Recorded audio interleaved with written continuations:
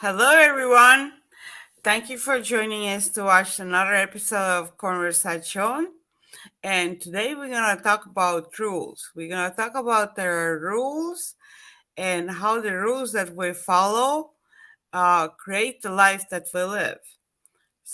And for this topic, I had invited Iris from Nespen, all the way from Belgium. And hi, Iris. Hi, Brett. Hi, everybody. Hi. Thanks And for like having me. Yeah, like always, we're just gonna get right into it. And at first, I'm gonna let Iris tell a little bit about herself. So, I'm an emergency room physician, and I wasn't feeling very well a few years ago. Discovered it was more like burnout, but it took me quite a few years to actually understand what was happening. And at one point, I asked myself, like, where's my joy gone? I had everything that I ever wanted, like beautiful man, amazing kids, a house, a job that is actually purposeful, but I didn't feel this deep joy anymore. And when I discovered that, I was like, what is happening? And I think it's a very conscious decision that you take to reclaim your joy. Mm-hmm. And that's been my mission ever since. And as you talk about the rules, I think there's a lot of rules that actually suck the joy out of us. Yep. And it's up to us to start to discover which those rules are and if we want to obey by them or not. Mm-hmm. So, Yeah, a lot of them are like cultural rules, and I mhm, usually I try to say separate them: cultural rules, your family rules, and your own experience rules. exactly. And the thing is, like, the question I started to ask myself as well is like, who made the rules of who I am? Like, I get in the end, I get to decide who I am, and that's really something I believe. Truly, I believe we're all responsible and responsible for our own lives. Mm-hmm. Um, Maybe not everything that happens, Yeah. but the way you react to it, that is your responsibility. Um, and so I was already aware of that before, but when I saw that my joy, like, it wasn't that I was unhappy, it was just like I was monotone most of the time, Mm-hmm. like a little numb. And that's not how I wanted to live my life. My life is so beautiful. Mm-hmm. Celebrate it. So yeah, you have to celebrate it, and there's a good and the bad. And when you numb yourself for the bad, you numb yourself for the good as well. Mm-hmm. And so I started looking, yeah, at what are the rules that I'm obeying that actually make me very unhappy. And being a doctor, there are a lot of rules. Mm-hmm. So it's not only being a doctor, it's being a wife or a partner, being a mother. There's so many things that you think you have to do and that you don't, because again, who made up those rules? And when you start to question them and to see, are they making me happy? Are they making my family happy? Because, having a clean house, which is a Mm-hmm. rule, for me, that's like a rule somebody made up. Your house should be clean. Does it make me happier? Yes, sometimes it does. Mm-hmm. But does it make me happier to clean the house and to play with my kids instead, or to Yes. or Yes. That's to where you have to make the clean the house difference. and get very annoyed because it annoys me and then start barking to my kids? No, it doesn't. Like, is this something I really need to do, and does it make me happy? And I started to like peel back all the rules that actually didn't make me happy, and I'm so much happier for it. Mm-hmm. Yes. Can you Yeah. give some examples of something that comes to your mind exactly like what the rule was? Like maybe a few rules that you followed back then. Like some of the ones that really disrupt that you were following and Hmm. really didn't benefit you at all to follow that rule. Um, in my job. Um, I started to. I was always a little bit. A rebel is maybe a big word, but I would always speak up when something wasn't like I wanted. If I thought something wasn't right. Mm-hmm. Um, and the thing is, I was often the only one doing it.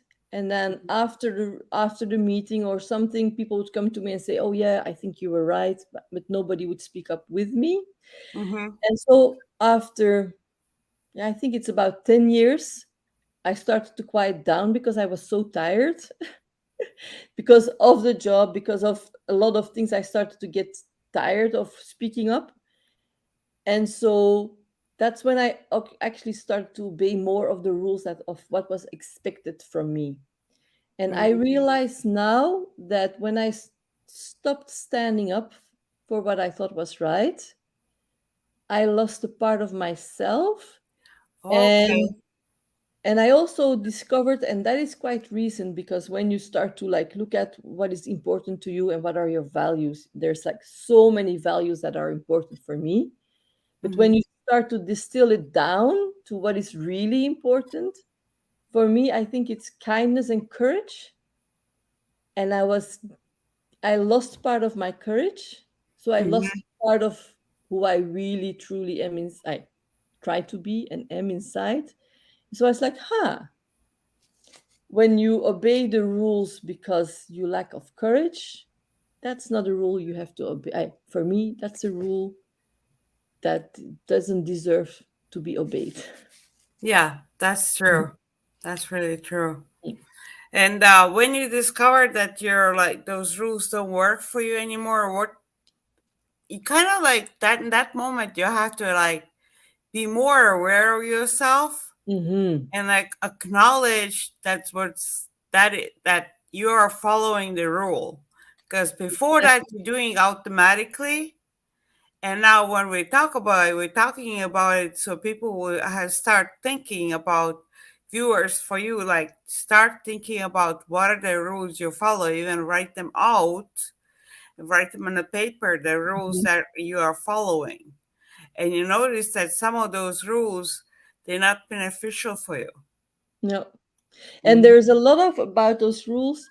There's a lot of conditioning, like from the moment I think even from the moment you're in your mother's womb, there's already a view of who you are going to be. And Mhm. we all do it. When you have kids, you already imagine yourself with your kids, and he's gonna be like this, and and you have all these projections. And part of it is beautiful, and part of it is you're already giving that person an identity that they didn't choose. Okay.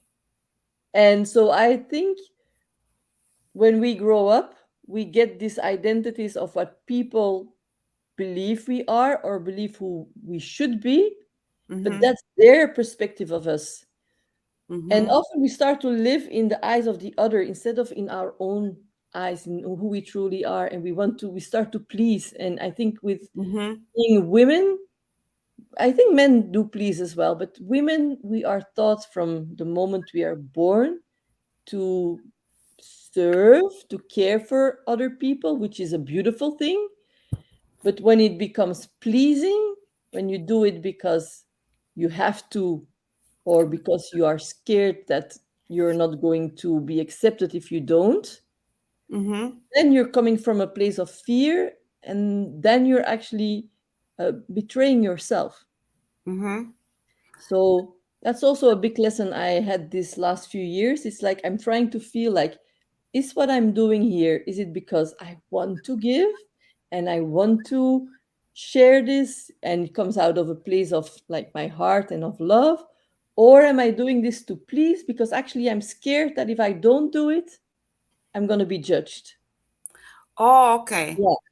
And if you start doing that and tuning in into like, oh, this feels good. Oh, this is you start to know when you are actually obeying the rules of pleasing and being a good girl, Mhm. and when you are doing things because you actually really want to. Yeah. Mhm.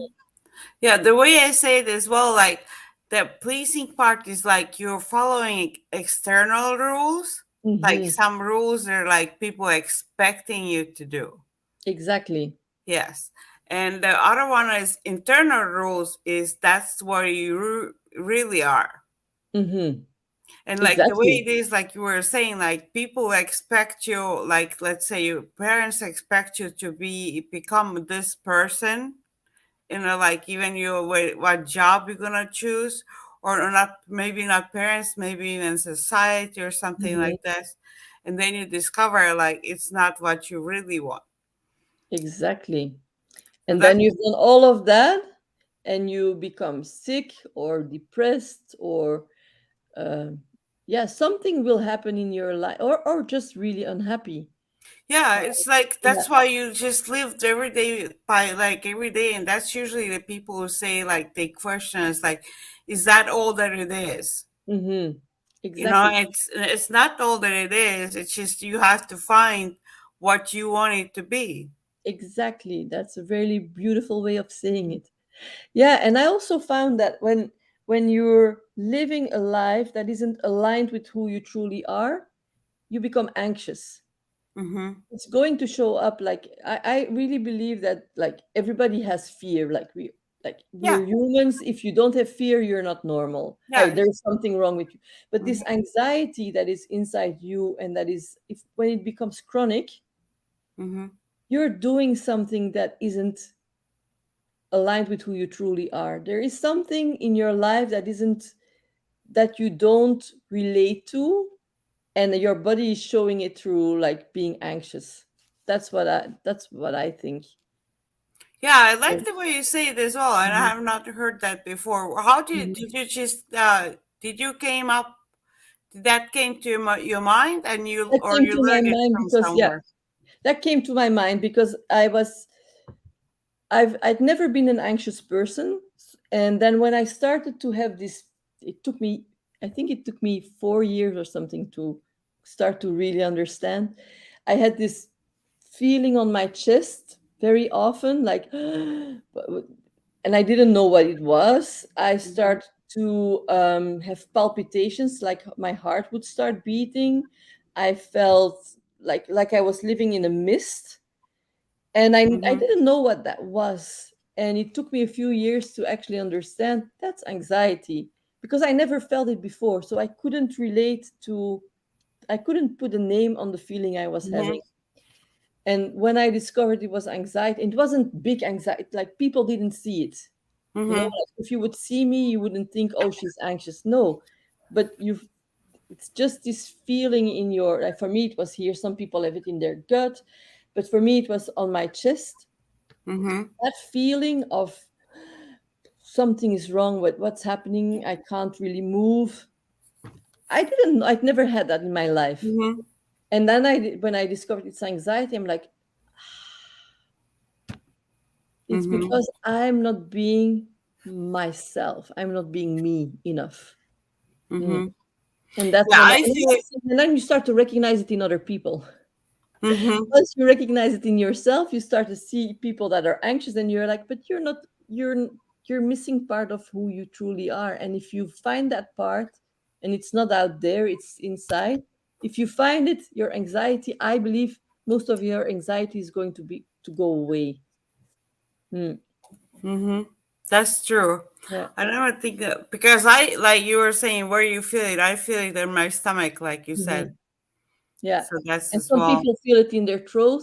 For me, it sometimes comes up here. So, Mm-hmm. but it's like starting to recognize it. Mm-hmm. And then you can actually also decide, do I need to keep this? Is this a moment to be anxious? And then you look around you, you're like, no, everything is fine. Thank Mm-hmm. you for trying to be there for me, but I don't need you now. Like, and Mm-hmm. then you can let it go. So all these things I found it fascinating when I started to that is something that I learned. That is something Mm-hmm. that I learned from other people, but it really helps a lot, I think. Mm-hmm.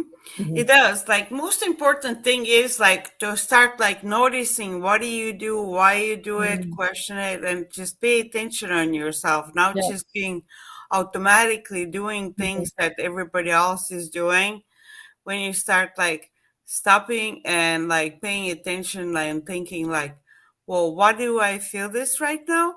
And like you were saying, sometimes there's no reason. It's just like a Mhm. body feels this way. And maybe it could be something from the past or something connected to location where you are or Yep. something person that you're with. But you have to understand that some moments that's all it is, Mhm. like maybe you feel this way that because you're driving by something where something happened, or you're in the same location where something happened, but in this moment it's It's not not relevant anymore. happening. So you have to like acknowledge, oh, I'm feeling like this just because of that old thing, and right now it has nothing to do with this situation now. Exactly. Exactly. And when that happens, it's very freeing. Mm-hmm. It's like a weight gets off your shoulders, and I'm like, ah, okay. Yeah, And then it happens a few more times, and then it stops happening because exactly. you've caught it and you've released it. Hmm. Yeah, this, and when it stops happening, that's almost like your body already like got used to it, like without you have to pay attention to it. Hmm. Your body gets it, that moment gets it, and you reacts the way you react last time. Exactly. Instead of reacting with anxiety, your body reacts like, "Oh, I remember that had nothing to do with the situation. It's this moment, and we choose different reaction." Exactly. And then it becomes used to that new reaction. And that's why Mm-hmm. probably you will have to try several, I do it, not try, do it several times. Yeah. And then your body gets used to that again. Yeah, So it's we are amazing creatures, you know. We're so, really amazing. It's so amazing what we yeah. can do and everything like this, because just think about like people think of like their life just like regular everyday life. But Mhm. if you think of what people have done, even with AI right now, like all the artificial technology and all the things, that is still amazing as well that we Mhm. just came up with that. You Yeah. know, Yeah. they can And take but different sometimes I people think type. we're so intelligent, but at the same time, um, we also use it against ourselves, and that is and against the planet. And then I'm like, we are the only species that actually destroys our own habitat. And then I'm like, how can those two things be Yeah, I together? say as well, and Mm, one thing I say as well, not that we just destroy our habitat. Well, kind of our habitat, our body as well. We destroy yeah, our own body. People yeah. destroy their own bodies with like drinking and And smoking minds. drugs and Yeah. everything like this. And like, why would you do that? Because people, I honestly believe that our society, the society we live in now, is not made for being human. Like, this society for me, and you see it all around, people are being so sick Hmm. mentally, physically. Like, diabetes is skyrocketing, obesity is sky. And if you have a plant in your garden and it's withering, are you going to say to the plant, oh, it's your fault that you're not doing well? No. You're going to look at the soil. You're going to give it water. You're going to give it like something to grow. And if you have a massive amount of people not being well, I don't think it's the people. I think it's the environment. And of course, the rules are part of the environment. I think there are Yes. too many rules that make us unhappy. Hmm. But I also believe that people, when you start to become addicted and do drugs, it's a symptom. It's not, you're not sick. There is something on your, well, yes, you make Hmm. yourself sick, Yeah. but there's something underlying. There's this void that you're trying to fill. And so why don't we look at the void? Why don't we look at what went wrong and try to cure that instead of judging people, or Hmm. and that is something in medicine, Western medicine. I believe we're doing going too much on the surface, and we're not Yes. going to the ground reason, the root reasons why people are sick or why people, Hmm. We find injections, we find pills, and it's good. I mean, I love them, but it's not enough. Mm-hmm. Good to like palliate something, but then you have to go deeper and see what is really happening. Mm-hmm. Mm, And like you were saying, society right now, society has so many rules that are not beneficial to anybody. mhm, mhm. They just like they're creating they mostly they neglect that we are humans, and they just think about creating more money, and they don't Exactly. think about like, Mhm, and some of them they do, they kind of like they think about like how to make human life better, but that's not their number one. Their number one is making money of it first, and then how to make people's exactly. like how to make money by making people's life better somewhat or not, because a lot of Mhm, medications they don't want you to get better, because they just because when you get better you stop buying the medication. mhm.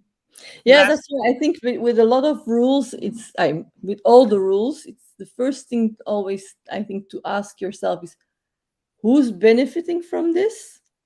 And then when you look at it, it's like mostly rules made are based on preference, but not on logic or on truth.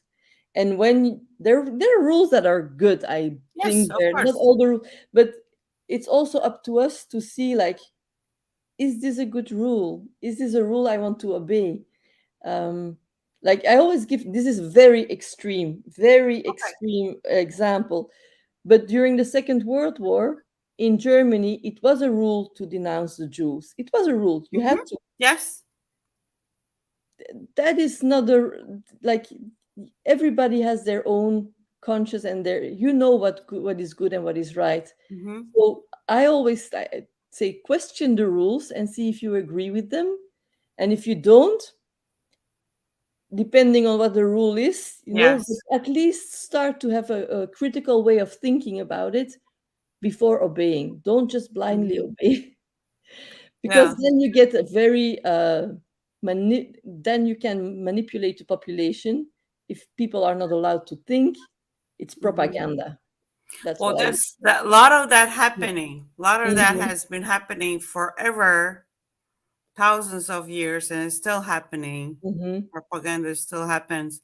And like you were saying that Germany example, same thing was in China where they had one child nation mhm. rule. I don't know if you have heard about it. Yeah, of course. Yeah. And they were just they let the kids die, Mhm, and because you were not supposed to have more than one kid.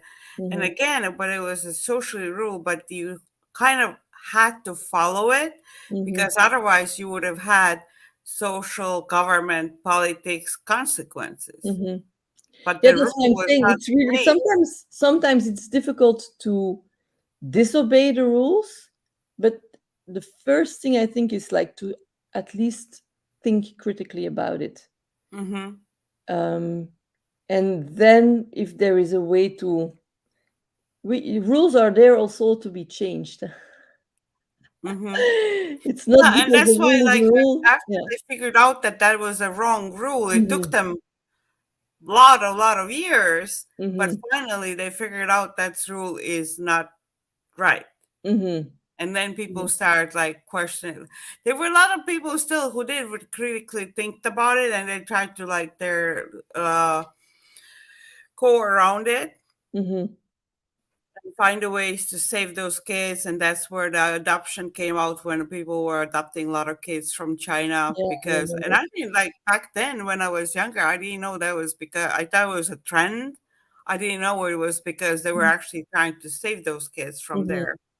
Hmm. And as parents, not that they wanted to give their kids away, but they didn't have any other option. Yeah, I know. I can't even imagine what it must be like. Something, yeah. Hmm. Sometimes you don't want to imagine what things Hmm. because So with it's some so of those painful. social rules that are the way I was tell to viewers as Mm, well, if you do have to follow them, at least like you were, I liked how you were saying, think mm, critically about it, mhm. and if you can, then you can just not to follow it, but also not, well, kind of like not to engage in it. Exactly. Yeah. You just Exactly. have to like stay neutral about it. You don't have to kind of, if possible, you don't have to do it, but also like make sure you don't get in trouble. Yeah, and you can, if possible, you can also talk, like have discussions about it, Mm-hmm. because sometimes I have an idea, and or I don't like a rule, but when I talk to people about it, sometimes it does make sense. So I think be open about it, and if you can talk to other people who, for example, follow the rule, and you talk about it in an open way without judgment and blah blah blah blah, maybe they can also have another perspective. It's about having as many perspectives as possible, and then making up your opinion, then making a decision about what you actually really think, because our Mm-hmm. perspective is also not the only one. Yeah. uh, Sometimes we think so. Mm-hmm. I'm like, why? Why Mm-hmm. doesn't he do it that way? Well, if you haven't asked him or her, you can judge all you want, but maybe you really don't know why that person is doing a Yeah, you certain don't thing. It might understand be it. correct. Yeah, They might have their yeah, reason. They might have a exactly, reason why they're following that rule. exactly, So that's exactly. why, like, let's go over to the personal rules, like rules that people have made for themselves. And they Mm-hmm. follow, like, they just grow up with the experience of it, and they follow up and they follow that rule without even understanding that the one who are created it, they following it is not beneficial for them, and they keep on doing it. Like some of one of the most kind of like one of the rules is that being trying to make everything perfect. Mm-hmm. How does that serve you? Well, I learned that like when I really got, I had like think with it when I was younger. Like I tried to like make things perfect like this, and like when I was creating something, you create something and then you're like, oh, it didn't come out the way I wanted it to come out and something. And I learned this and like in Google, the company Google, they had this rule that um it's better done than something similar to it. Better to make it done than make it perfect. Yeah, So it's more important that at least you get it done and then you can fix maybe the mistakes instead of like trying to get it perfect and like never get the thing done because okay, exactly. because it might never become perfect, but it might be step to the next thing. And I also always ask, like, how boring is perfect? The what the Yeah, like if it's perfect, like okay, yes, like you have these people that look perfect or like behave perfectly. Yeah, I prefer people like and when it's you see the boring. human side of a person, Mm-hmm. and you make a mistake, or you make, I don't know. It's people relate more to others when they see the mirror, and the Mm-hmm. mirror isn't perfect. It's like when people make mistakes, it, you see that they're human, but it makes you also feel more human because you know that you're not the only one doing this. Mm-hmm. So I think it's really important not to be perfect. Mm-hmm. And then have fun with it as well. Like when something doesn't go exactly perfectly the way you wanted it to go, Mhm. then you have to pay attention. Well, what happened instead? And maybe the thing that happened Exactly. instead was so much more beautiful, so much more fun, so much more enjoyable, adventurous. But you keep on thinking like, oh, it didn't go the way I planned. And then you don't Exactly. notice that you actually went much better. Exactly. Like, yeah. I went into this. I've never been, personally, I've never been a perfectionist. So, but when I was not feeling well, I went there closer, like I wanted everything that way. And it's one day I really realized it didn't make me happy. Mm-hmm. Like for example, I love to travel. We have Mm-hmm. 3 kids. We've traveled the world. We've lived in South Africa. We lived in Oh, Guadeloupe. wow. Like we've lived in England. We've traveled a lot. Mm-hmm. But our suitcases are ready like the night before. We we put it anyway. So I had this obsession at one point that I wanted the suitcases to be ready a week in advance. Oh wow, Yeah. Like you that's a see on long time. Instagram. Yeah, like you see on Instagram, you start packing and then everything is neat and so I had this idea of I want that. And it made me very unhappy because of course it didn't really happen. And then one day I was sitting down and I'm like, but Iris, look at your life. Look at everything you've done with 3 children. Look at where you've traveled. Look at, maybe it's your superpower, to be able to do this in, like, the The day night before. before. Yeah, to organize your travels 2 weeks before you leave. Maybe it's a superpower, and just by changing that, I was like, but of course it is. Mm-hmm. And since I reframed it, my suitcase is ready earlier, without any pressure. Not a week, but you Mm-hmm. know and I'm like, Well. because it takes the pressure of it. You do it whenever you want, and Mm-hmm. you have time until the day you leave. It's not a, like, a super exciting example, but it's those little things when you start to live in shoulds and musts. And if you really start to ask yourself, do I really have to, or Mm-hmm. should I really? 99 out of 100, I'm not saying 9 out of 10, I'm saying 99 out of 100, it's no. You don't have to. Mm-hmm. And then you can choose to want to, or to love to, and that changes everything as well. Mm-hmm. Yeah, those things for me have, like, changed a lot of how I feel. And also, yes, my house is not always clean. No. Mm-hmm. Do I have to? No. Do I?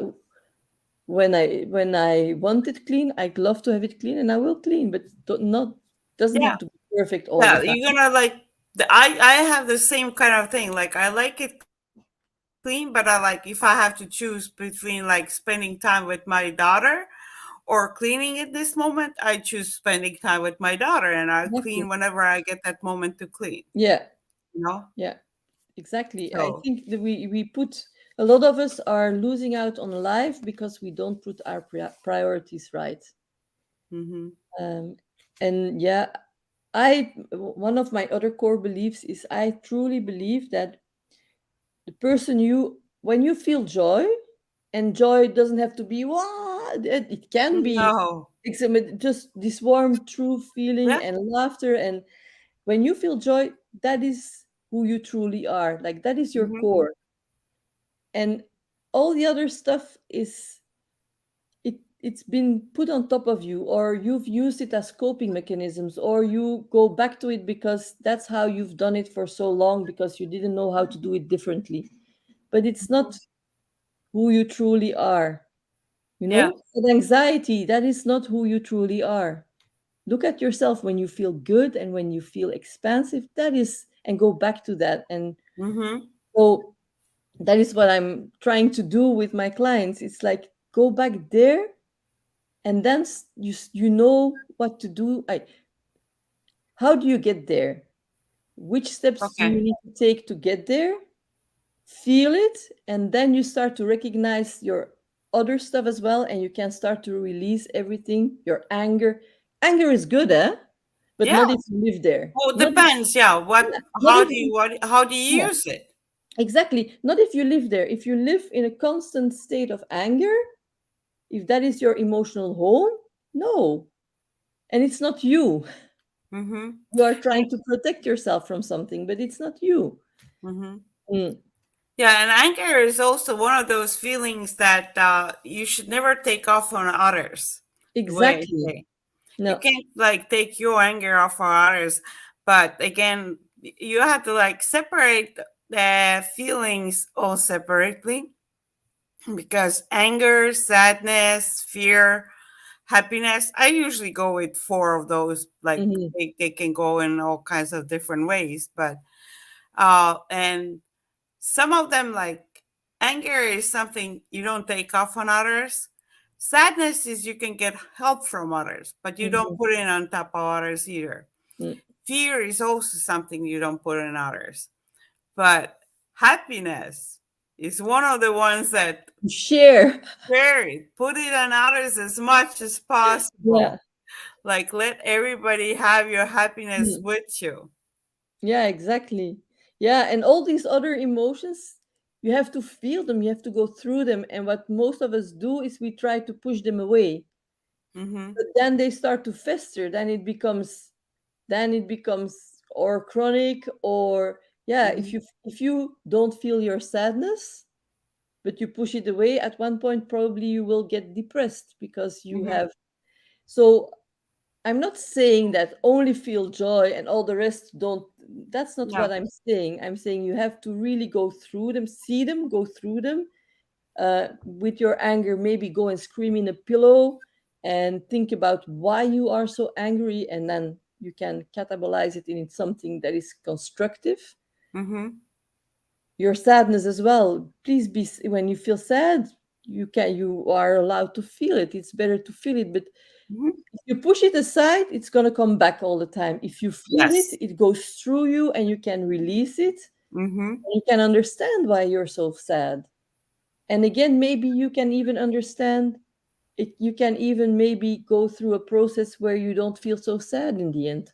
Because, Mm-hmm.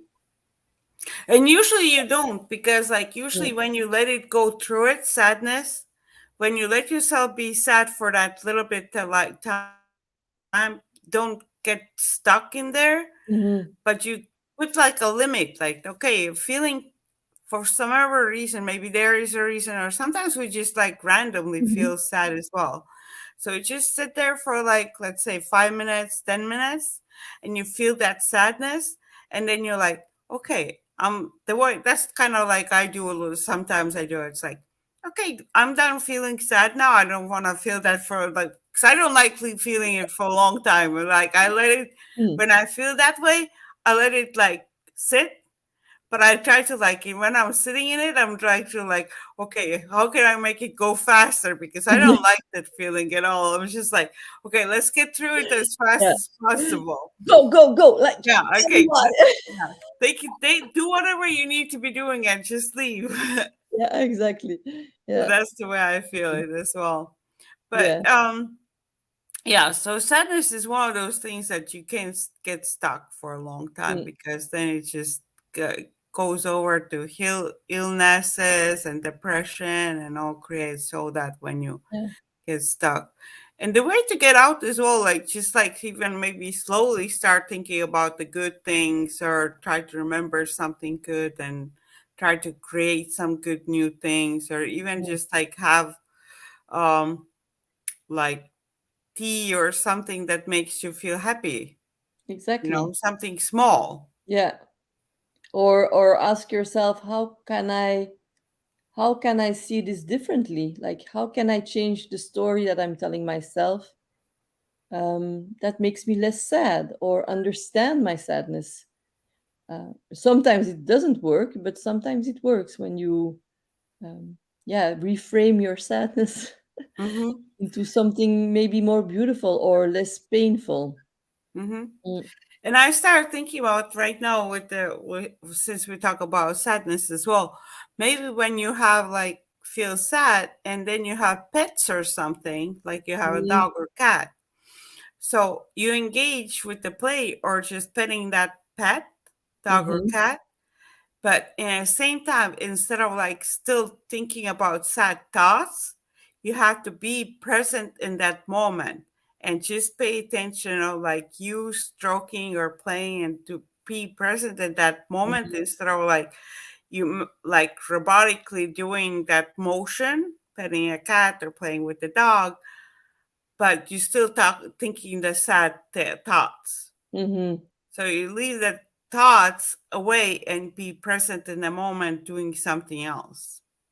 Yeah, I believe being present, being there is one of the keys to actually having a happy life.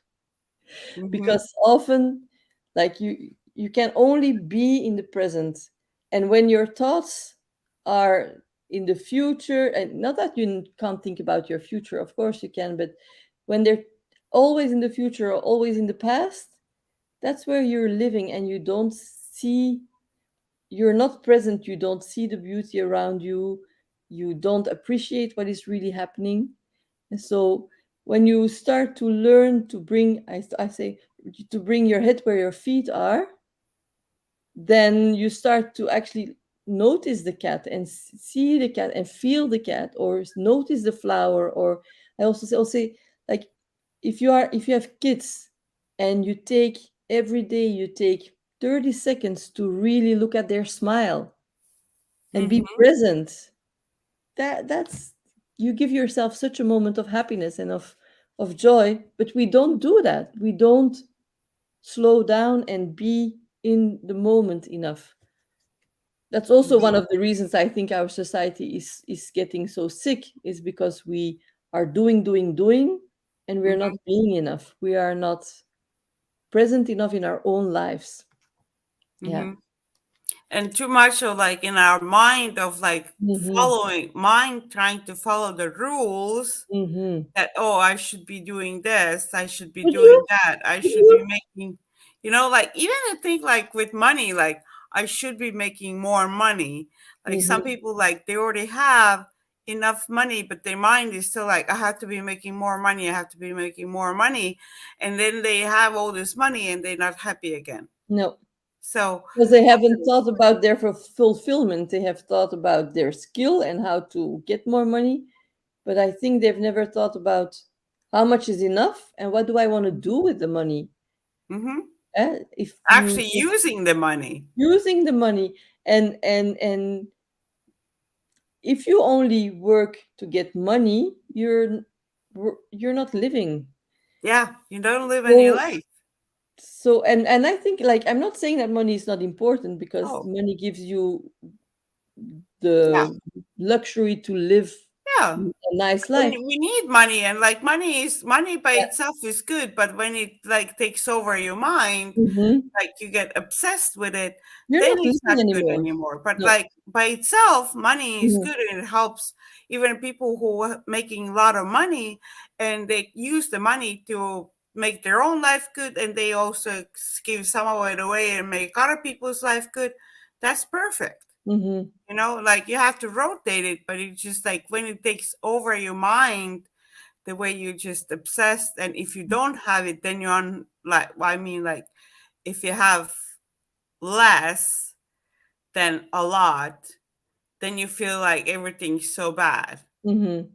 Like But I I mean, think, like yeah, that's when I mean, like when the people who have, they're already like $1 million, and then they like uh sad that they don't have 2 million.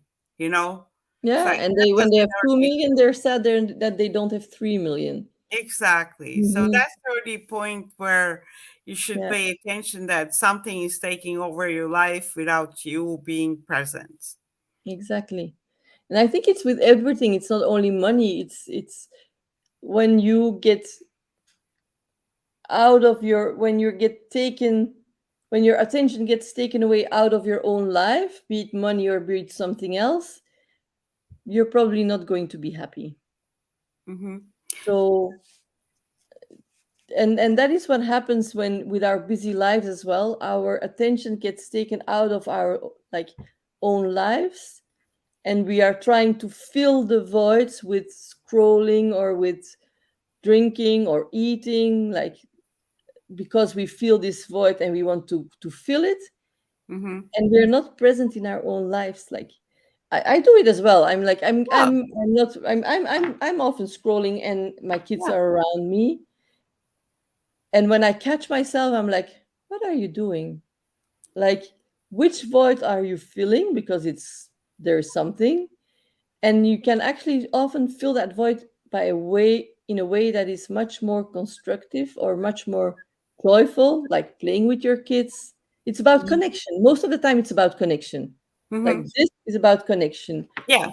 Eating is about connection with you. You think you are connecting with yourself by having this feeling of being saturated, having had something nice and feeling full. It's a very nice feeling. We have a lot of serotonin in our gut, even more than in our brains, and which makes us feel good.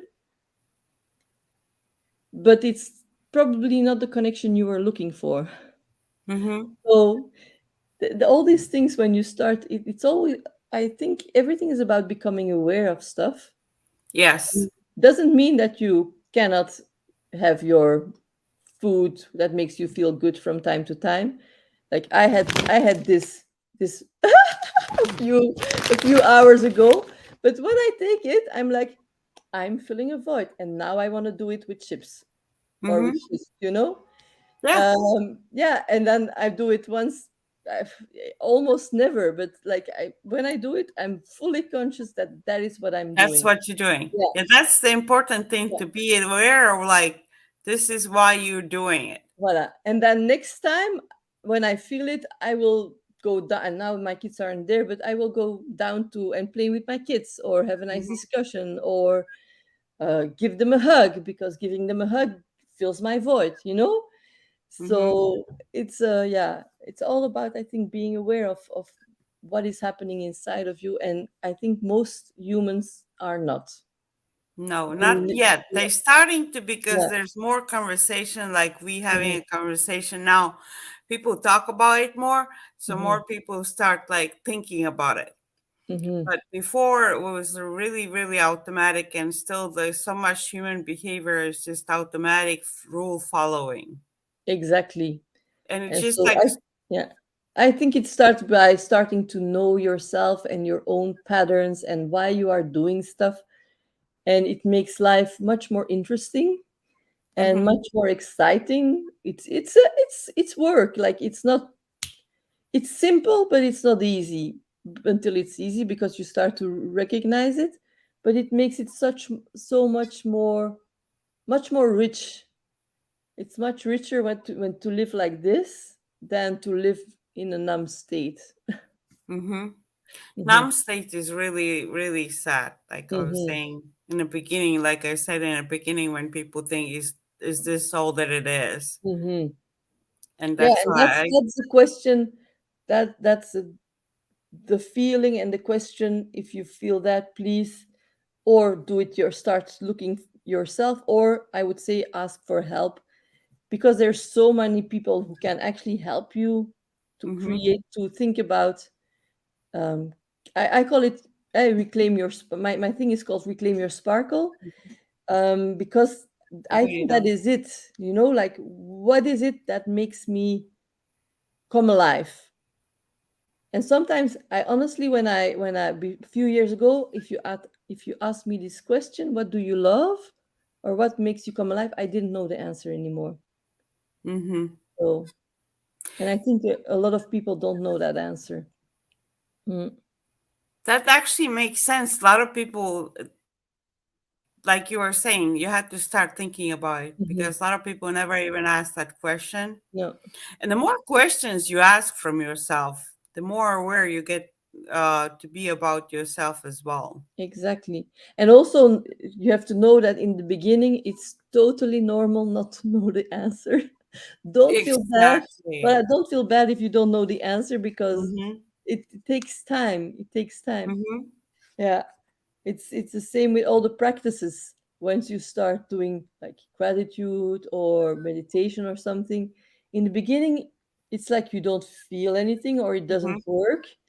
But the more you do it, the quicker it goes to get into a state of gratitude or get into a state of calm, or starting to ask yourself, what do I love? Or do I love this?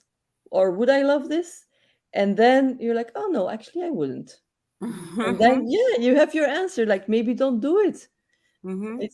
It's easy when you start like asking yourself the right questions, but it takes, yeah, you have to get used to it, Mm-hmm. because you've had, like, I don't know how many years you've lived, but you have had all those years where you didn't ask yourself that question, where you've been conditioned or conditioned yourself not to ask them.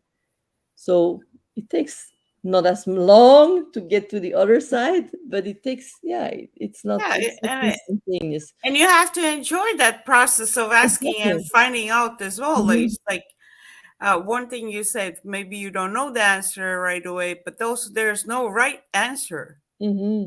It's like And you you might can come try up with, different things. mm-hmm, You can try and say, oh no, I don't love this. That's Mm-hmm. good. At least you've tried something else. Yeah. And then the next thing you try, maybe you love it, or maybe Mm-hmm. you don't.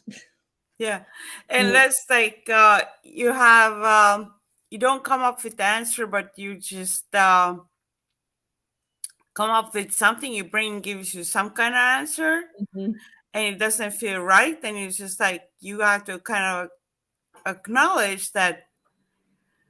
Well, yeah, because that's the thing. A lot of times our brain tells us things, but they're not true. They might mm-mm, be something that we heard from TV. They might be something we heard from some other person. There might be something that our parents said. So they're not actually our own thoughts. So we mm-mm, have to also acknowledge if it's our own thought or it's somebody else's. So when the answer comes, some kind of answer, you just feel it and think about it and question it. mhm. Question the answer as well. Exactly. And You know? I always think like if you have an answer and it constricts you, you feel like, mm, it's probably not the right answer. Yep. And if you have an answer that like you feels good and you feel expand and you actually, I never did. I'm a doctor, but I never Mm-hmm. did this before a few years ago. I didn't. I wasn't. I thought I knew myself, but not really. Mm-hmm. And so I didn't listen to the clues or the cues my body was giving. Okay. So when you ask yourself a question, you get an answer, and you expand, and it feels good, and you're like, now I can breathe a little bit better. You probably have. It's probably a good answer to your question. Mm-hmm. So it's also start tuning into what do you feel, and most of us, yeah, exactly. I never did that before, Mm-hmm. so I think I made a quite a lot of bad choices because And I that's the didn't thing. listen We to should my try to body. teach that to our kids now Hmm. because then they can make better choices earlier. Exactly. We started making those, at least for me, kind of started making those choices later when I was more aware of what I was doing and why I was doing Mhm. things. Then it was easier to make right decisions. Exactly. Sometimes there's still not right decisions. I still try something and we'll figure it out. Like that's again not being perfect. Hallelujah. Exactly. But the main thing Hallelujah. is like not to How, get stuck on like feeling bad about making a wrong decision, exactly. but like think How about like, boring. Yeah. okay, what's How next? how boring would life be if you always made the right decisions? You know what? Sometimes I think about it. Maybe it will not be boring. I Maybe don't it know. will I be don't. just like kind of like. But what if you make a right decision? How to make it more fun? That as well. Yeah, That not that. like social right decision, but like Mhm. right decision for like. That's the second one of the. That's one of the second pillars of my thing as well. It's like what gives you joy, and then do more of it, and Mm-hmm, go actively look for the things that give you fun. Do things that are fun with your kids.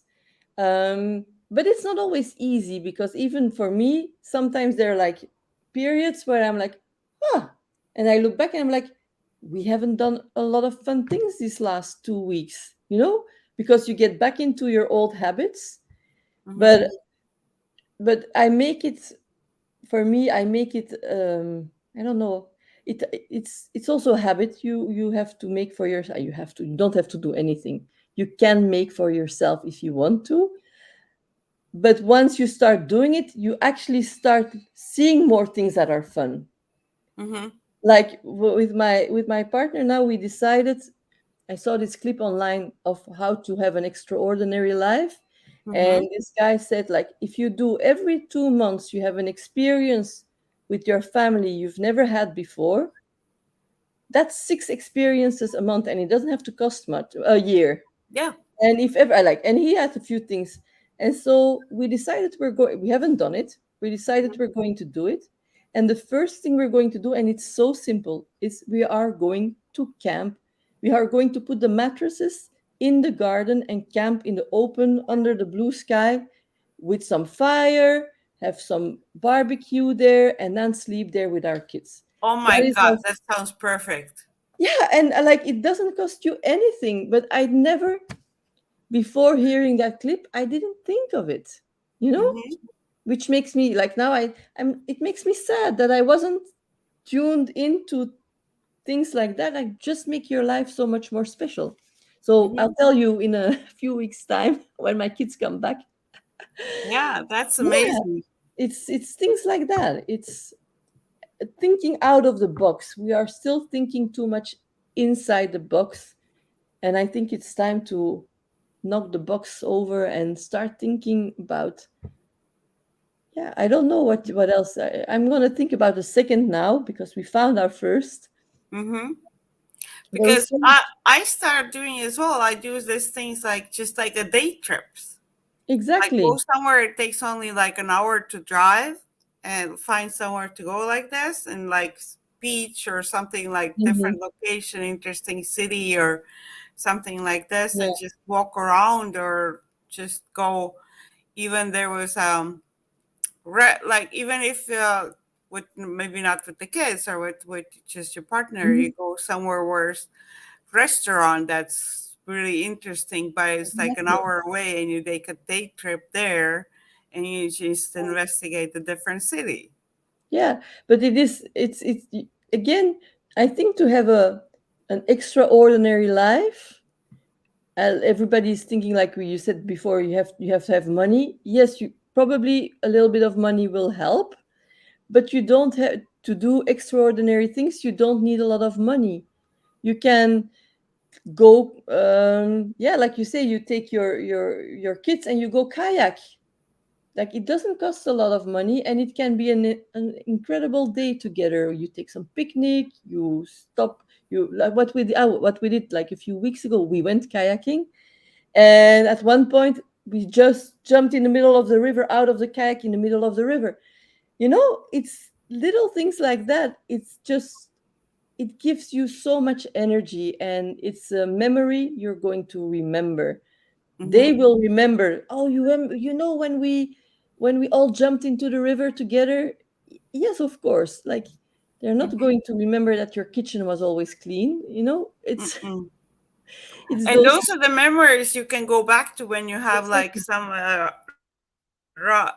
sad Yeah, moments or something like this. exactly. Then those are the memories. Then you can go Mm, back to those memories, and they will make you feel better again. exactly. You know. So, Because if you don't have that kind of memories, then you remember something that was sad mm, or angry or mm, upsetting.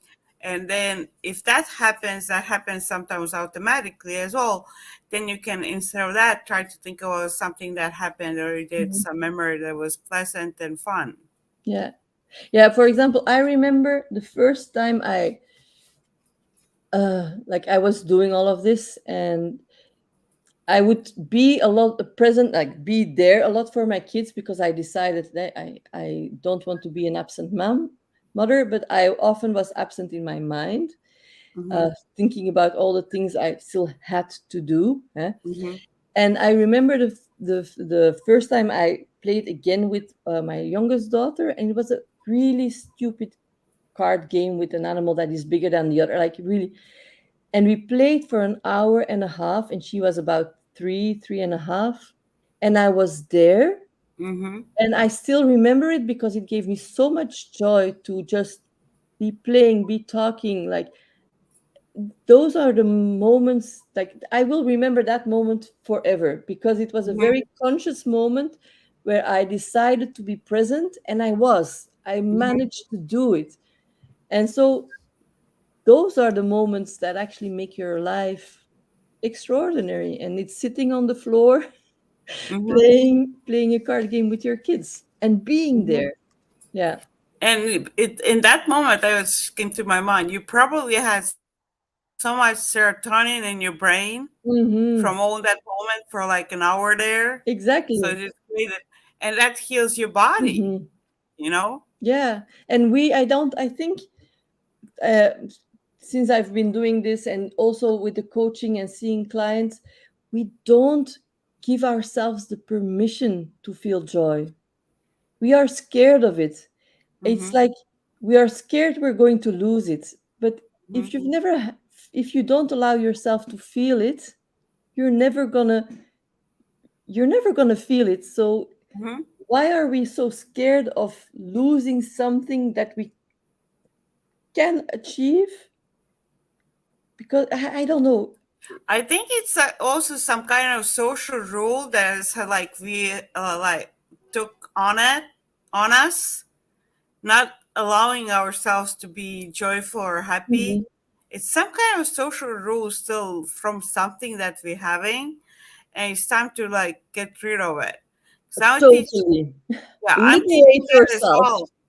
I teach the same thing. I teach Mhm. like tell people like you're allowed to be happy, you're allowed to show it, you're allowed to acknowledge it and feel it. You Yeah, and know. you're allowed to laugh out loud if you want to. You're allowed to dance in the street if you want to and to sing. Mm-hmm. Just do it. If you feel Yeah, like it, just because do and it. that's why I was saying it's socially Hmm. somehow in the past it got like unacceptable, like showing you joy in that way. Hmm. But we should start more like okay. Before you would look weird if somebody would dance like that. Now you look at like that looks so much fun. Like I do these Exactly. things. It's called dance walks, and we'll go and like when we're walking, we same times we're dancing, and we have other like regular walking people passing us, Hmm. and like most of the time, what they all say, "You guys having so much more fun than we do." Yeah, Like almost every one of those walkers who just walking and seeing us dancing and walking past them, they saying like, "You guys have too much fun. You're having much more fun than we do." It's like, yeah, well, but it takes a courage to break that rule and do the same thing. exactly. You have to go through a lot of resistance to actually liberate yourself from the fear of being judged. Mm-hmm. And who cares? Like, eh, Yeah. yeah, so many people are even scared. Like, I'm not saying I'm not, about being judged by a total stranger on the street. Like, this Yes. person will never see you again, probably. Like, Mm-hmm. and you will probably be scared of it for much longer than you are in the mind of that person. He will maybe say, "Oh, what are they doing?" And 3 seconds later, it's done. And you are going Mm-hmm. through it and feeling like fear. And you're like, no, nobody's Mm-hmm. thinking of you. Nobody's Yep. thinking of the fact that you were singing out loud in the street like 10 seconds after they passed you. Mm-hmm. Uh, Exactly. Or Maybe they they will might be think of you when they're joyous. Then they might think of you when you gave them joy. exactly, They and will think of you much longer. they might think of you as like think on a positive way, like, oh my god, that person had so much fun, you know. And by doing that, you actually give the other permission to do the same. And that Mm-hmm. is what we are often looking for. We are looking for permission from somebody to do something that we actually really want to do, but we don't have the courage to do it. Yeah, and then we have to give permission to ourselves instead of Mhm. asking somebody else for permission. Exactly. For me as well, like when I did first dance walk all by myself, I also had to get rid of that Mhm. um judgment, fearing like what would people think, like me just walking and dancing by myself. With a friend it was easy, like few people Yeah, doing it. But when I first time like decided, okay, I'm gonna go by myself, I still had those thoughts in my mind, of but course. I went through them. I was like, okay, those are just thoughts, and that's like normal thing that I'm doing, and like I'm doing it normal way, and it's okay. But we are, how to say that in English? We are group, and that's not the right word, but we're group animals. Yes. And so it's part of our deepest core instincts is to belong to a group. But there are so many groups in the world, and I think you can always find the one that suits you, and all the different groups have different norms. So you don't have to be ostracized because you walk dancing in the street. You already found people to dance with you, you see. So and often doing things that give give yourself and other people joy, it's contagious, you know. Like, Mm-hmm. I truly believe, and again, I have a lot of beliefs, but I truly believe if everybody on this planet would be able to tap into their joy and find this place of authenticity, the world would be even more marvelous, because I think we have the Mm-hmm. most beautiful planet probably in the universe, but it would be such a marvelous place to live. Mm-hmm. Because when you feel this joy, you don't want to hurt anybody else. You don't want to, you just want to share it. Yes. Yes. And and I think it's so interesting. And I was in this festival a few weeks ago, and there was I forgot his name. Bruce. It's called Bruce, but I forgot his name.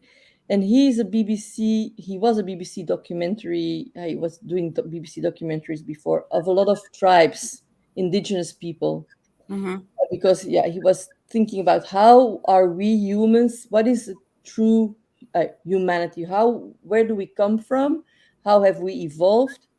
And at one point, and so he went for 10 years, he visited a lot of tribes, which was very, he said, very interesting. He learned a lot, but they were always still um, tribes that had been in contact with other people, with like more Western people already quite some time ago. And so they all had these structures. They were all a little hierarchical. They were shamans, they were wise people, you know. And so there was still a little division between people. And then he said he went to the Penang, and the Penang live in Malaysia, Philippines. And those people, he said, I came there, I went there, and there was something really strange, really liberating, and I didn't know what it was in the beginning. And then he discovered that those people have everybody was equal. There Mm-hmm. was nobody leading, nobody. And if you started to lead too much, they would like not bring you down, but bring you back to the group. And like women and men, everybody was doing their thing in the group, but there was no hierarchy. And then when he went back home, he talked to anthropologists, and he said like, what is happening there? And they said this is actually a group of people that have not been in contact with colonialists, and they have evolved really quite independently for a very long time. Now they have been in contact, but before. Mm-hmm. And so probably humans are much like, in their core, are much more like them than we are like the competition and the having. And so our true core is probably much more sharing and much more equal are than we are believing. See what I mean? Than we Mm-hmm. believe Yeah. we are.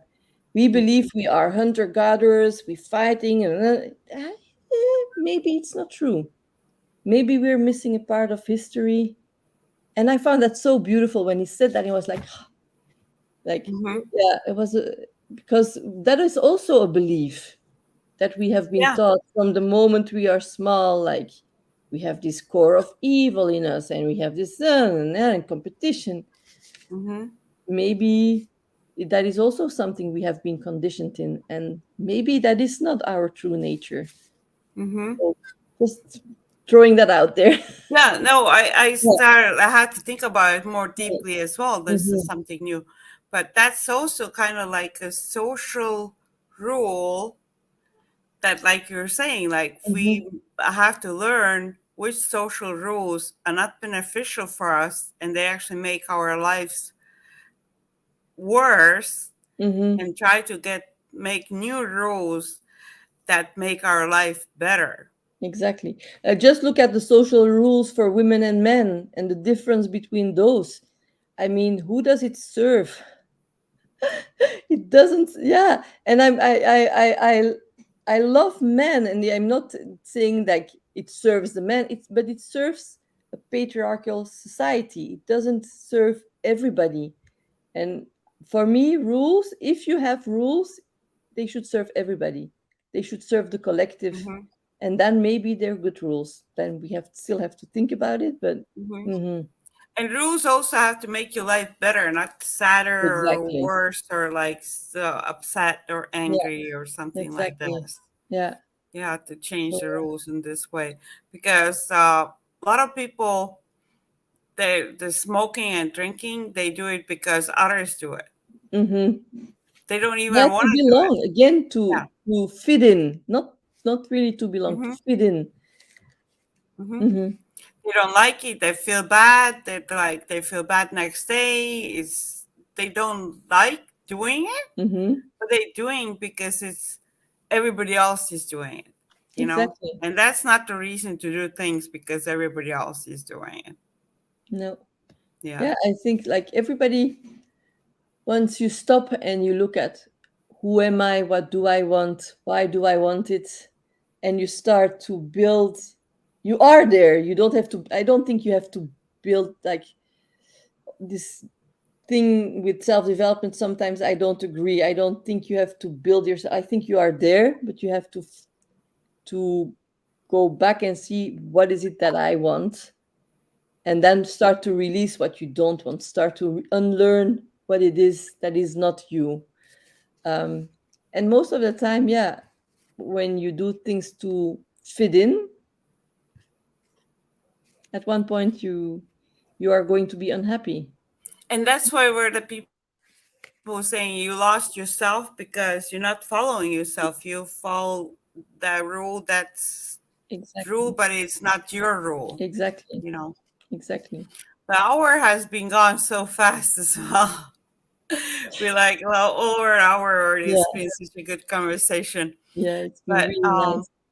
we do have to wrap it up a little bit. And let me ask. Yeah, I always ask the guests two questions. We'll ask that, and then we'll wrap it up with some final thoughts, and then talk also about like how people can connect you Okay. with you. Thank you. So, but like questions are, what is happiness from your point of view? Your person, what your personal thoughts about what is happiness? Not what other people for No, you, no. only for you. Um, my personal thoughts on I think for me, happiness and joy are really close. Um, I'm not sure, like people are going for happiness, and often happiness is a destination and not uh, something you want to reach instead of something you are or you feel.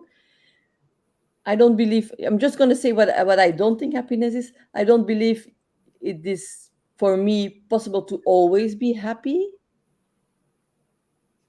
But to me, happiness is this feeling of being fulfilled and being having this warm feeling inside and feeling good, having a smile on my face. It doesn't need to have a reason.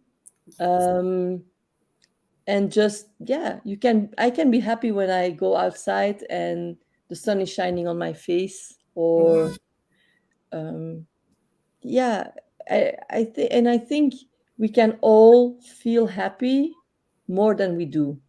mm-hmm, Again, we give ourselves the permission, and if we stop and be present to the beauty that surrounds us and the beauty that is in ourselves as well.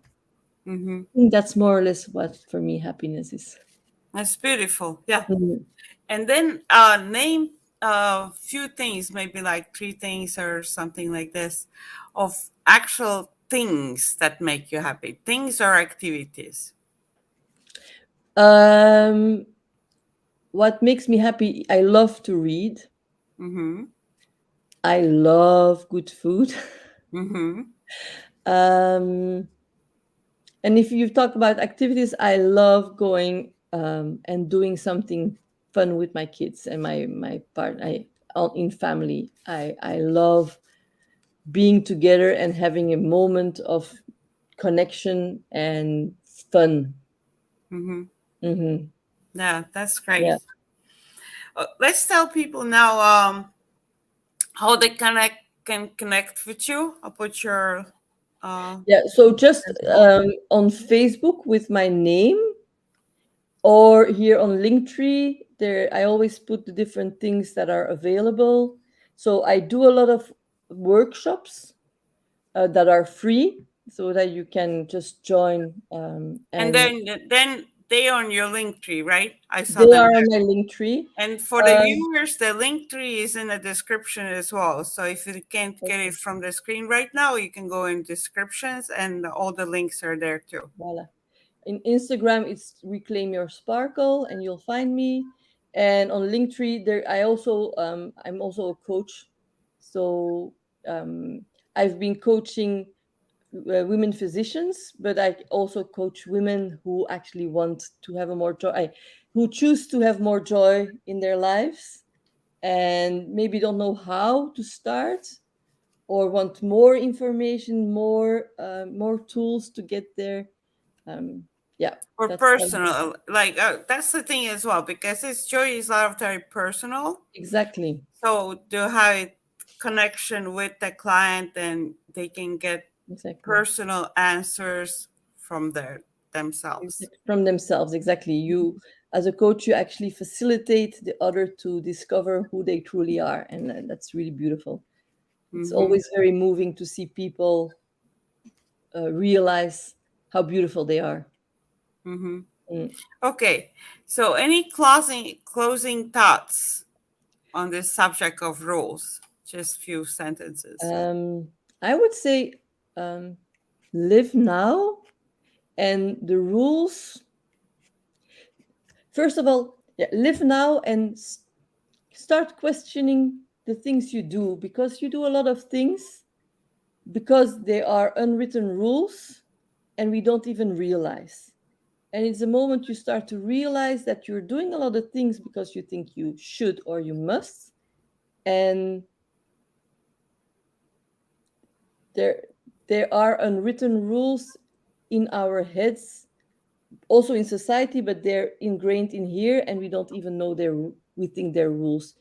Always question. You always have a choice. Always.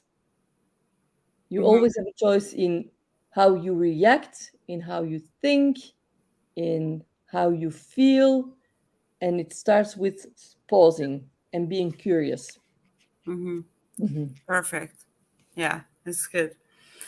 So we're gonna finish up today. Thank you, Iris. It was such a great conversation. I hope everybody enjoyed it too and start thinking and creating your new joyful life or making your life more joyful, just being present and applying everything that you learned from this episode. So everybody, bye. Thank you for Bye. watching. Enjoy Thank your you, Deb. day. Thank you, everybody. Bye. Bye. Bye.